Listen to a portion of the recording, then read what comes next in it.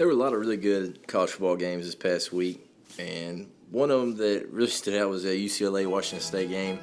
I thought I was going to talk about that. The quarterback throws 9 touchdowns in a game, but still loses. But the biggest thing to learn from that game is if you turn the ball over 6 times, it's really hard to win football games, and that's what Washington State did. They gave UCLA a little bit of momentum.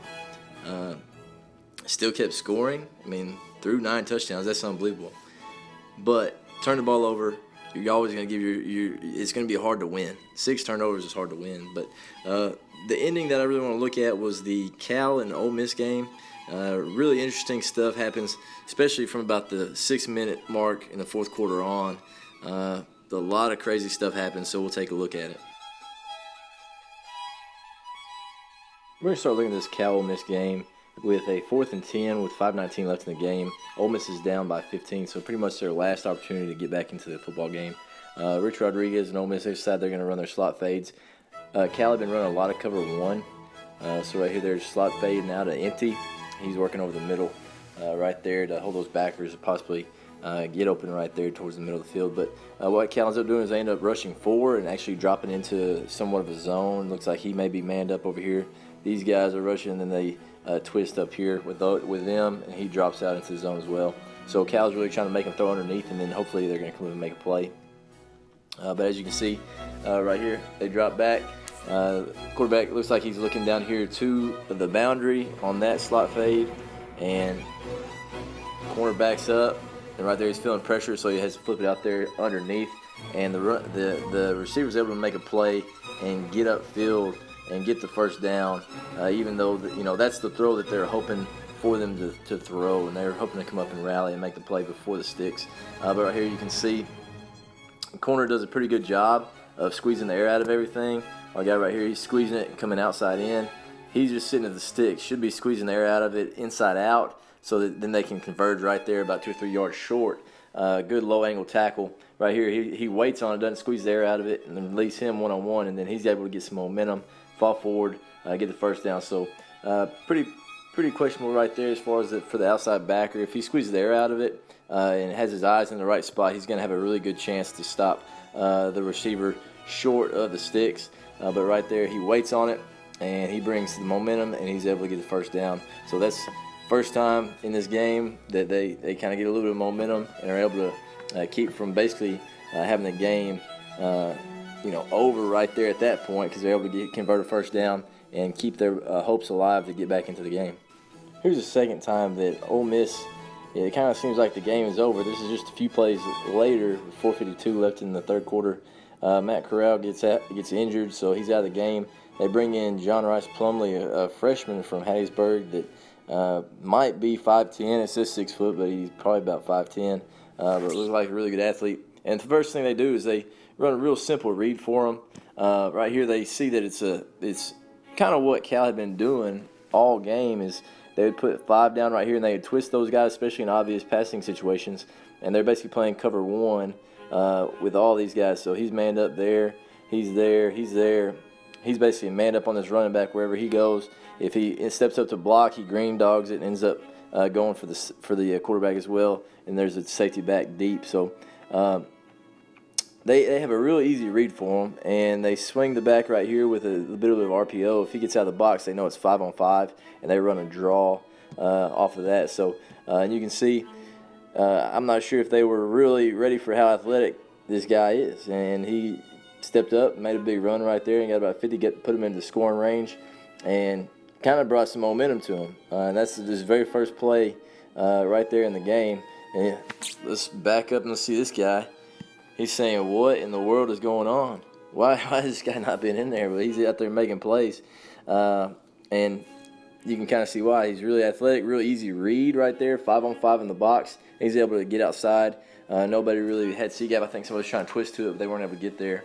The very next play, they just run a simple inside zone to the trips, and they're able to get into the end zone. Just a little bit of momentum, and they're back into the football game. For this last drive, we're just going to look at the entire drive. And Ole Miss has 0 timeouts, 2:45 left in the game. Backup quarterback in. It's against one of the best defenses in the country. So You feel like it's kind of a long shot to begin with, but they get a little bit of momentum from that last drive, and who knows? So we'll see. So what they end up doing right here is they end up sprinting, and they have a flood concept. You can see number 2 receiver is wide into the flats. Number 3 receivers getting to that second level. The interesting part about this as well is Ole Miss's sprint out protection. They run the old turn back, kind of like what Coach Malzahn does. They just kind of flip their hips, turn back side, and that running back has to be one-on-one with the end. Just quick dumps it down, gets out of bounds, but right here, over 2 minutes, so it only stops it temporarily until the ball gets spotted, almost like a first down. Trips to the boundary right here, I think this is a pretty interesting call, pretty interesting play. You just think about trips to the boundary. What most teams are trying to do is they're trying to make sure that you get 3-on-3 over there to the short side and possibly even get a one-on-one over here. But 3-on-3 to the short side, they don't even have their numbers over here. So most teams would just, hey, let's flip it out here to one of these receivers and let them get all they can, and they can get out of bounds. And right here, they do something a little bit differently. Looks like he runs a post, he runs a wheel, and he runs this drag over there. So you really end up getting to a 3-receiver side onto the single side. So I think that's kind of a neat concept that they end up running right here. And they end up creating a big play off of it, getting a first down and temporarily stopping the clock so they can keep driving. Right there you can see it. He's kind of got a post. Might even be a curl, and we'll wheel behind him with that drag coming all the way across the field. It gets a quick first down for them.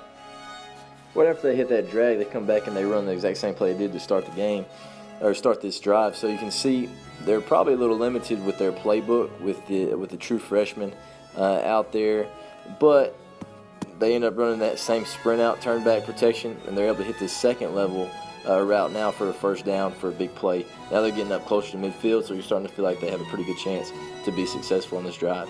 Play that seems like later in the game kind of comes back to haunt them. They're running a bit of a shallow route, and as you can see, right there they get tackled for about 2-3 yard gain, and the Cal defender does a really good job of open field tackle, and right there he kind of hangs on a little bit. Slow to get up, and they're taking more time by doing that. So this is a really good play by the Cal defender. Pretty much the exact same play, just now where trips to the right instead of the left, and empty. They run their slot fades, and right here again you can see the corner plays off. Quarterback just takes underneath late. He's able to get the first down, get vertical. He's able to actually get out of bounds and stop the clock. So again, slot fades right there at an empty. This play, not exactly sure what the concept is, but they're in empty, and they're able to get a one-on-one down the sideline with number 3, big receiver. And their quarterback rolls just a little bit and is able to give them a nice catchable ball. Makes the play down to the 10-yard line, gets them set up in good field position to possibly score.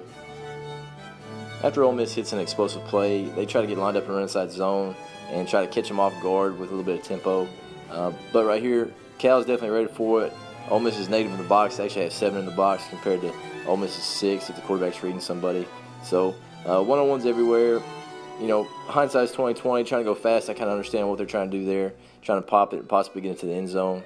You know, right there probably, hopefully with an older quarterback or with a little bit of experience from this guy, he might check out of it real quick and just try to get maybe a quick screen or something out there to the perimeter.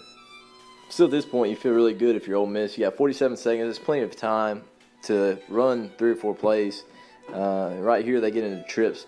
And just real quick, you can watch it and you can see they kind of zone it off. They're running a bit of a pick play, and the quarterback gets vertical, which that extra 4 or 5 yards is really key to setting up what happens next. And again, you're thinking, hey, this is a freshman quarterback, so playbook's probably a little limited.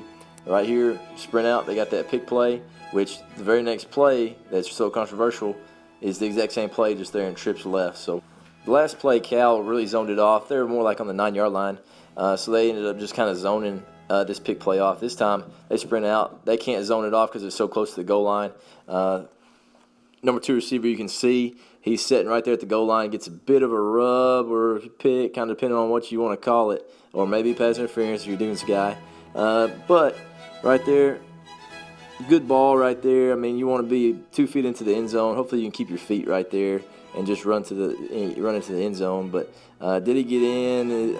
I don't know. It looks like I feel like he got in, but there's no definitive look at it. It's really close. The other thing you got to kind of look at, when this play's over, there's 13 seconds left, which is plenty of time to run a play.